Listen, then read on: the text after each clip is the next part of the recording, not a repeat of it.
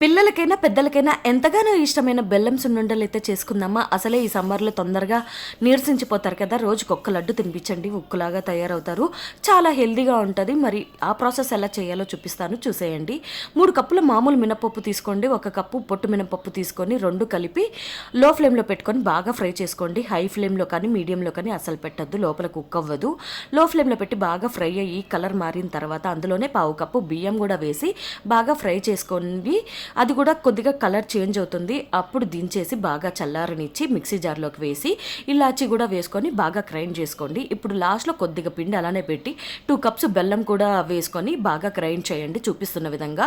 ఇప్పుడు మొత్తం పిండిని బాగా కలుపుకొని వేడి వేడి నెయ్యి దాంట్లోకి వేసుకొని ఉండలాగా చుట్టుకోండి. చాలా అంటే చాలా బాగుంటుంది. రోజుకి ఒక్కటి ఇవ్వండి మీ పిల్లలకి, చాలా హెల్తీగా ఉంటుంది.